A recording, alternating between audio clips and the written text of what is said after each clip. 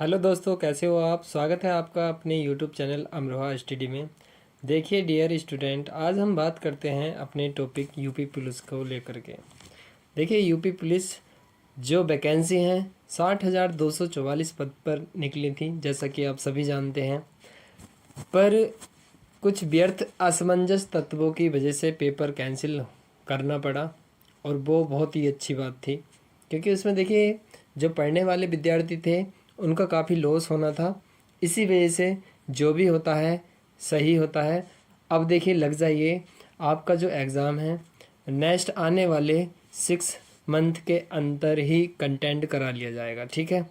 तो बिल्कुल देखिए आप अपनी तैयारी में लग जाइए। अब देखिए बात करते हैं हम, जो हमारा पेपर था 17 फरवरी फर्स्ट शिफ्ट। बिल्कुल देखिए जो हमारा पेपर था 17 फरवरी फर्स्ट शिफ्ट का, आज हम हिंदी का पूरा कंप्लीट एनालिसिस इसमें करने वाले हैं। और हमें देखिए एक विशेष बात ये ध्यान रखनी है कि हमें प्रत्येक क्वेश्चन उस टॉपिक को नोट करते रहना है कि हमें किस किस चैप्टर से क्वेश्चन हमसे मालूम किए गए हैं, ठीक है। देखिए ऐसा होता है वो काफ़ी ज़्यादा क्वेश्चन रिपीट भी हो जाते हैं, तो बहुत अच्छे तरीके से हमें ध्यान रखना है। हम बात करते, देखो ये इम्पोर्टेंट टॉपिक है, और 17 फरवरी 2024 को फर्स्ट शिफ्ट का जो पेपर है उसका हम हिंदी का एनालिसिस करने जा रहे हैं, ठीक है। हिंदी के ये सारे इंपॉर्टेंट क्वेश्चन हैं, बिल्कुल आप अच्छी तरीके से देख लेना इन्हें। हाँ, हो सकता है एक दो क्वेश्चन ज़रूर रिपीट हो जाते हैं, तो अच्छे तरीके से ध्यान देना है इनका, ठीक है। तो बिल्कुल देखिए बिगड़ टाइम वेस्ट करते हुए ये जो भी क्वेश्चन है हमारे हिंदी के सारे क्वेश्चन हम अटैम्प्ट कर लेते हैं तेज़ी से। चलिए आते हैं, देखिए बढ़ते हैं नेक्स्ट क्वेश्चन की ओर, जो भी हमारे क्वेश्चन है। हाँ देखिए क्वेश्चन नंबर फर्स्ट हिंदी में सबसे पहले कहा गया है, किस विकल्प में शब्द श्रुति सम भिन्नार्थक का सही अर्थभेद है, ठीक है।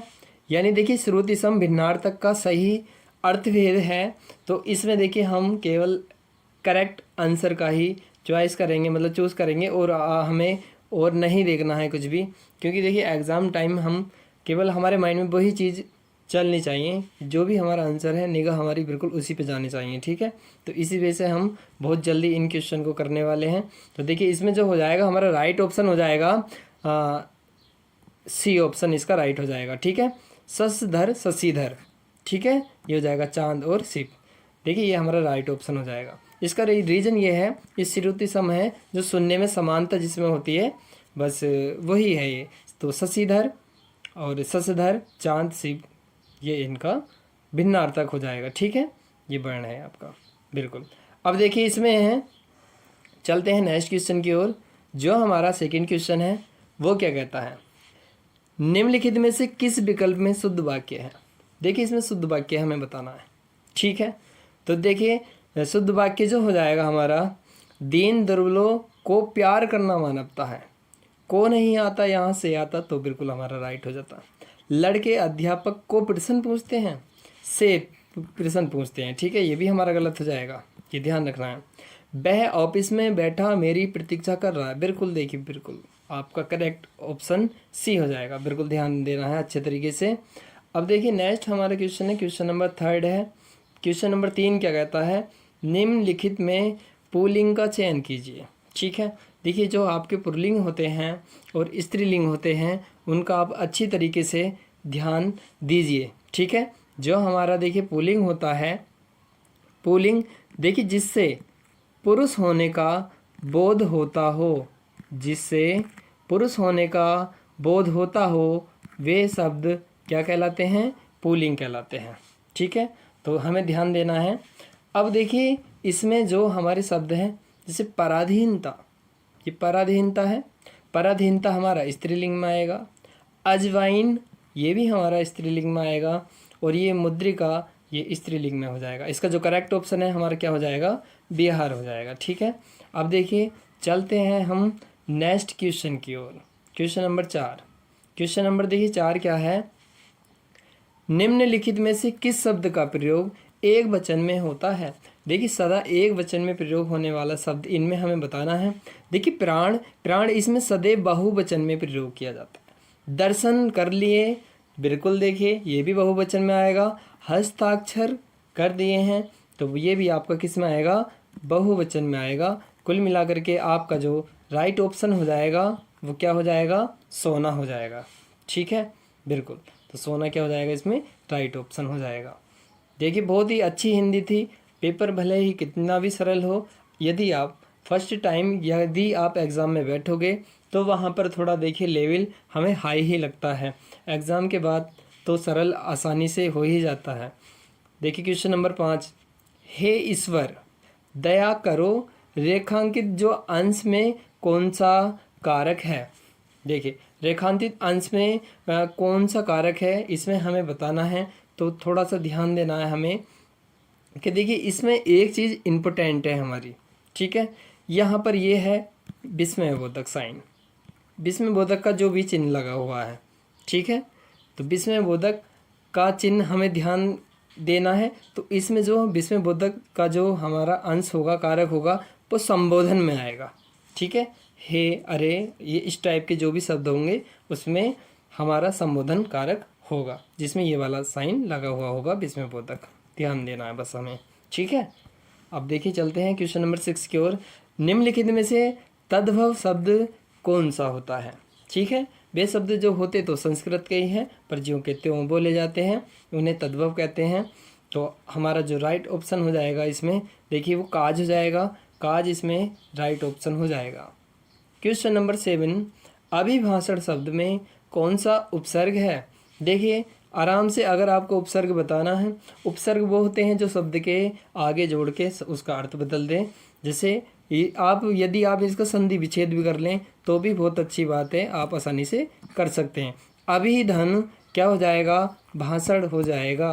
तो कुल मिला के इसमें आप बता सकते हैं जो उपसर्ग हो जाएगा क्या हो जाएगा, अभी हो जाएगा। क्या हो जाएगा, आपका उपसर्ग अभी हो जाएगा। तो राइट ऑप्शन हमारा क्या हो जाएगा, सी हो जाएगा। चलते हैं देखिए नेक्स्ट क्वेश्चन की ओर। क्वेश्चन नंबर 8 है, रक्त रंजित शब्द में कौन सा समास है।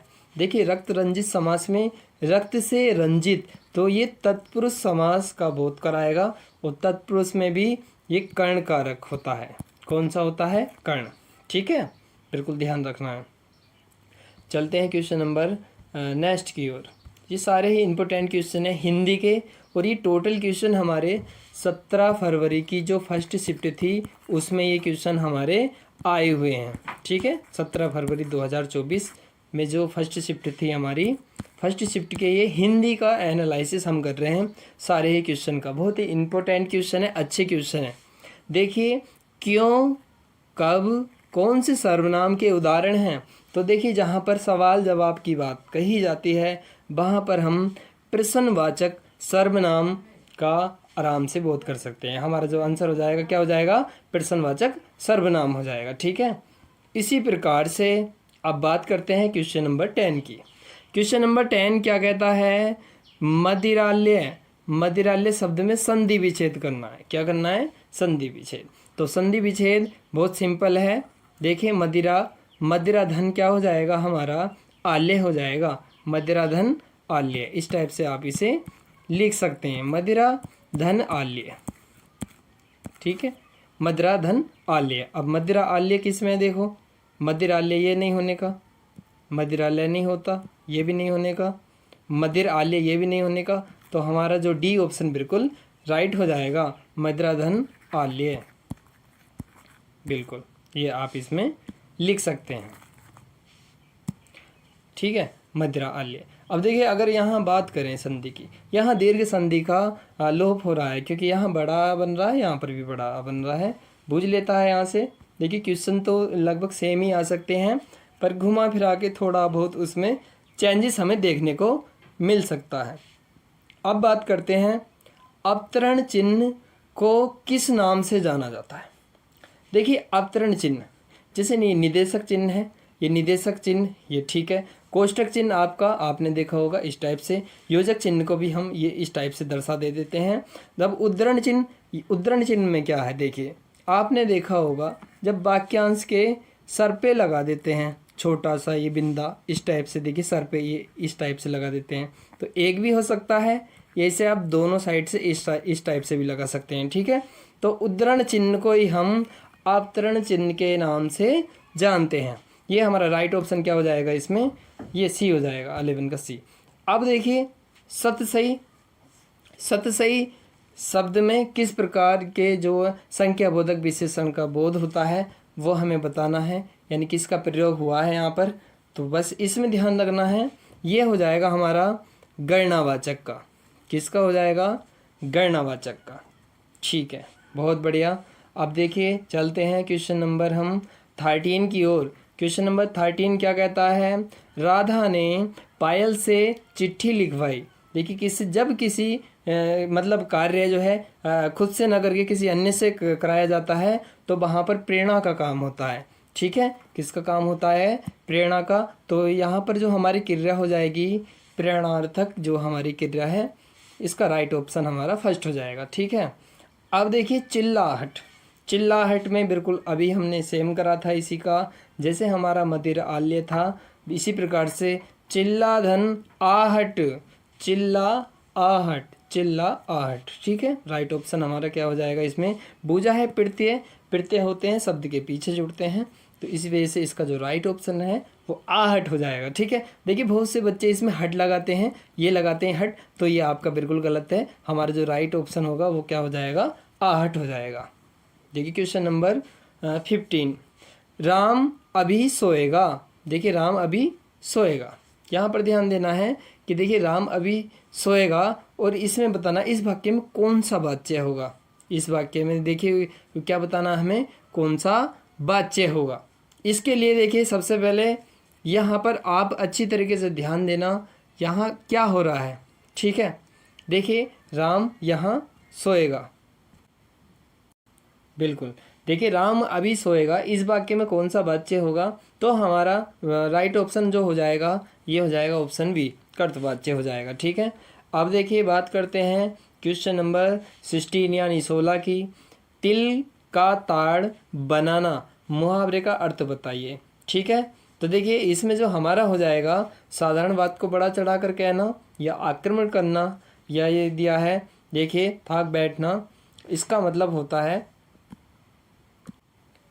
कि किसी घटना को देखकर मन पे ज़्यादा प्रभाव पड़ना। तो हमारा जो राइट ऑप्शन हो जाएगा साधारण बात को बड़ा चढ़ाकर कहना, हमारा राइट ऑप्शन हो जाएगा। ठीक है, अब देखिए इसी प्रकार चलते हैं हम नेक्स्ट क्वेश्चन की ओर। सारे ही क्वेश्चन बहुत ही अच्छे थे। देखिए यहाँ पर हमें बताना है परोक्ष का विलोम शब्द बताना है। तो परोक्ष का जो भी विलोम शब्द है राइट ऑप्शन हमारा हो जाएगा प्रत्यक्ष। परोक्ष का विलोम क्या हो जाएगा इसमें, प्रत्यक्ष। राइट ऑप्शन हमारा ये हो जाएगा। चलते हैं क्वेश्चन नंबर 18 की ओर। देखिए ये भी बहुत अच्छा क्वेश्चन है हमारा, देख सकते हैं आप। ठीक है, चमड़ी जाए पर दमड़ी न जाए।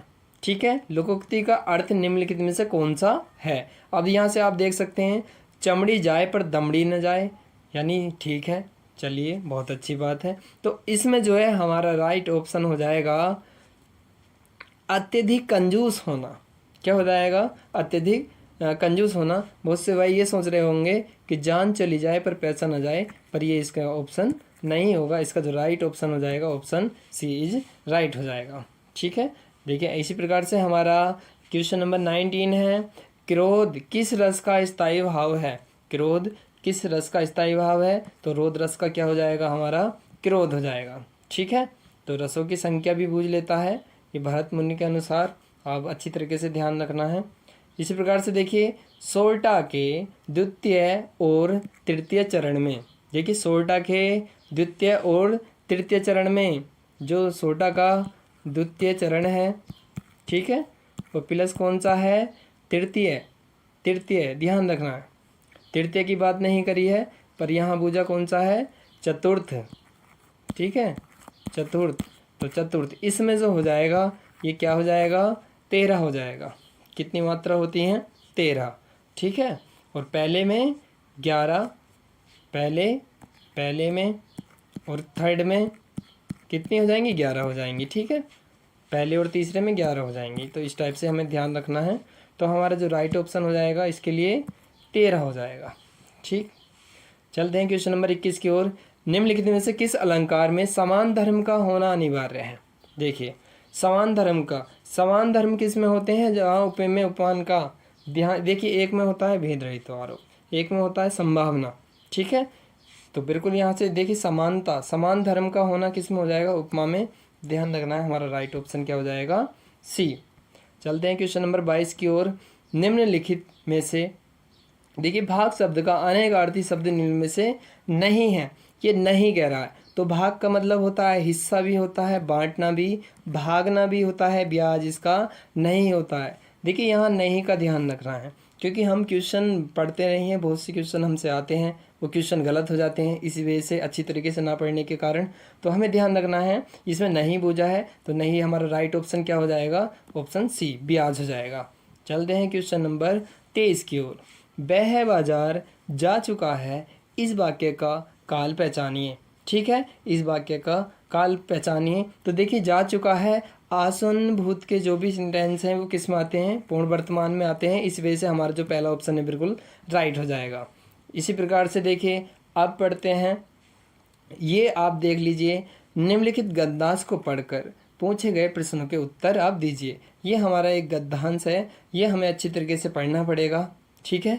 बिल्कुल ये गद्यांश दिया था उसमें, और 5 क्वेश्चन इसमें से हर बार पूछे जाते हैं, ये आपको अच्छी तरीके से पढ़ लेना है, ठीक है। उसके बाद इसे पढ़ करके हम जवाब देंगे, ठीक है।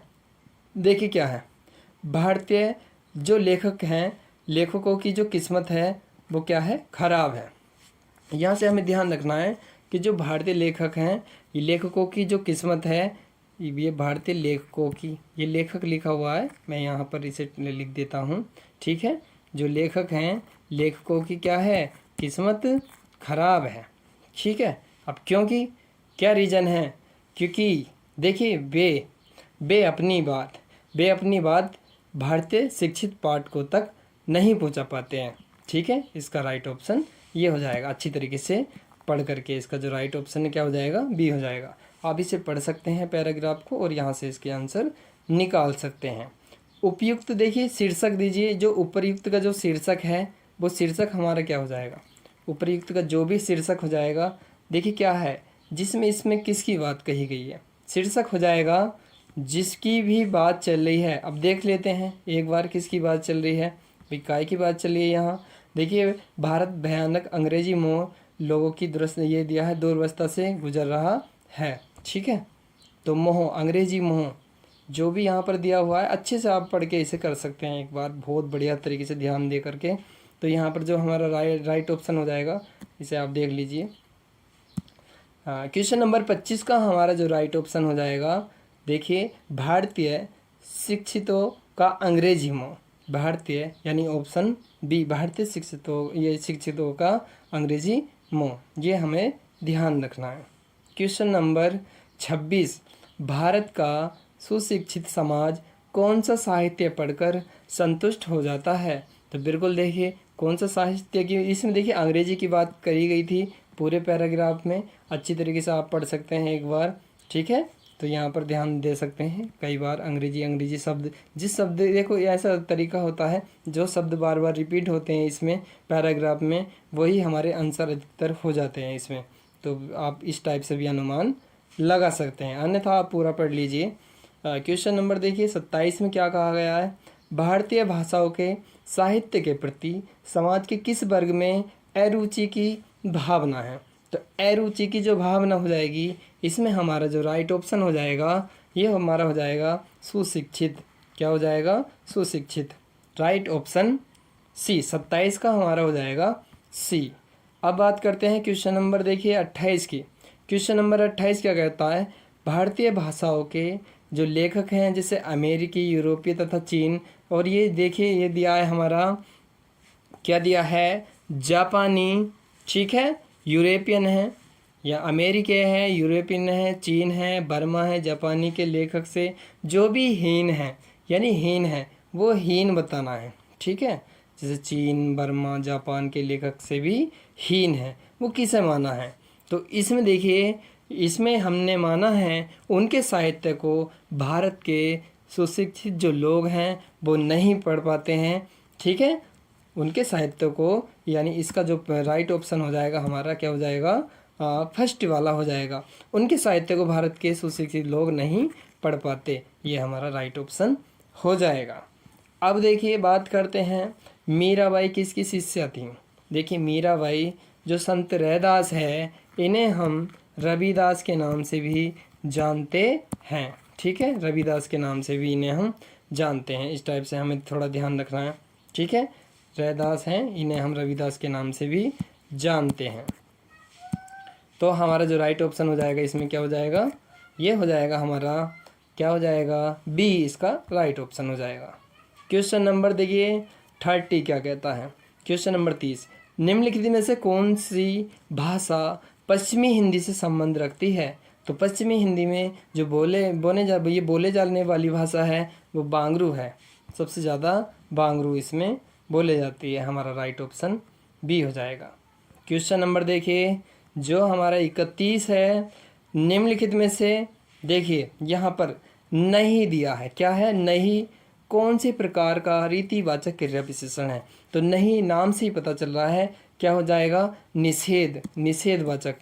यहाँ नहीं का उपयोग किया जाता है, निषेधवाचक रीतिवाचक क्रिया विशेषण के अंतर्गत आता है।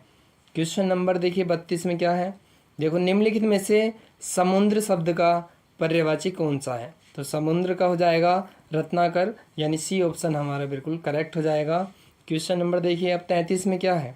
क्वेश्चन नंबर 33, मेघ और मेद श्रुति सम भिन्नार्थक शब्द का सही अर्थ भेद निम्नलिखित में से हमें बताना है। क्या हो जाएगा, तो हमारा जो राइट ऑप्शन है वो हो जाएगा हमारा ऑप्शन डी, यानी ये हो जाएगा मेघ, हो जाएगा बादल, और मेद हो जाएगा हमारा यज्ञ। ये हमारा राइट ऑप्शन हो जाएगा। क्वेश्चन नंबर देखिए जो ये हमारा 34 दिया है, इसमें कहा है स्त्री जो अभी ना करती हो, क्या ना, अभी न करती हो। ये देखिए स्त्री जो अभिनय करती हो। अभिनय आप जानते हैं, अभिनय क्या होता है। अभिनय अगर नाटक आप टेलीविज़न वगैरह देखते हैं तो आपको अच्छी तरीके से पता होगा कि अभिनय क्या होता है। तो अभिनय करने वाली स्त्री या महिला को हम अभिनेत्री के नाम से भी जानते हैं। किसके नाम से, अभिनेत्री। तो राइट ऑप्शन हमारा क्या हो जाएगा, इसमें बी हो जाएगा। ठीक है, अब देखिए बात करते हैं क्वेश्चन नंबर हमारा 35 था। देखो ये सारे ही क्वेश्चन हमारे जो 17 फरवरी की शिफ्ट थी, फर्स्ट शिफ्ट के क्वेश्चन हैं ये। फर्स्ट शिफ्ट बहुत ही इंपॉर्टेंट क्वेश्चन है हिंदी के, और लगभग सेम ही आने वाले हैं। मानसरोवर किसकी रचनाओं का ये संकलन है। तो जो मानसरोवर है वो हमारा देखिए इसमें ऑप्शन हो जाएगा, बिल्कुल बहुत सिंपल क्वेश्चन पूछा है, प्रेमचंद। क्या हो जाएगा ऑप्शन, प्रेमचंद हो जाएगा। चलते हैं क्वेश्चन नंबर 36 की ओर। तो 36 के बाद देखिए अंतिम क्वेश्चन होगा, निम्नलिखित में से किस विकल्प में सभी शब्द जो है कैसे हैं, तत्सम शब्द हैं। कैसे शब्द हैं, तत्सम शब्द हैं। वो तत्सम वे शब्द जो संस्कृत के होते हैं, संस्कृत में उच्चारण उनका होता है। तो नव्य और ये दिया है स्वर्णकार। ठीक है, नव्य और स्वर्णकार ये कैसे शब्द हैं, ये हमारे संस्कृत के शब्द हो जाएंगे। तो राइट ऑप्शन हमारा बिल्कुल हो जाएगा डी। ठीक है, डी हमारा आंसर बिल्कुल करेक्ट होगा। अब देखिए बात करते हैं क्वेश्चन नंबर 37 की। ये नलिन और राजीव, राजीव देखिए एक नाम से पता चल रहा है यहाँ, राजीव निम्नलिखित में से किस शब्द के पर्यायवाची हैं। ठीक है, तो बिल्कुल बहुत अच्छी तरीके से हमें ध्यान करना है कि राजीव जहाँ पर आ गया तो क्या हो जाएगा, कमल हो जाएगा। किसका हो जाएगा, कमल हो जाएगा। तो इस प्रकार के ये हमारे हिंदी के कुछ क्वेश्चन थे जो आगामी परीक्षा में भी रिपीट हो सकते हैं। तो इन क्वेश्चन को हमें ये ध्यान रखना है कि हमसे इस बार कौन सी गलती हुई थी, ये हमें गलती दोहरानी नहीं है। ये हमें जो मौका मिला है री एग्ज़ाम का, ये हमें तैयारी कराएगा, हमें हमारे जो मिस्टेक हुई थी, जो गलतियाँ हुई थी, उनमें सुधार कराने के लिए। ठीक है, तो इसी टाइप की वीडियो देखने के लिए बिल्कुल चैनल को आप सब्सक्राइब कर सकते हैं, और जो है वीडियो को आप ज़्यादा से ज़्यादा शेयर कीजिए, लाइक कीजिए। ठीक है, अगर यदि आपको इसी टाइप की और भी वीडियो चाहिए तो बिल्कुल आप छोटा सा एक कमेंट कर सकते हैं। मिलते हैं इसी टाइप की और नई वीडियो के साथ, तब तक आप खुश रहें।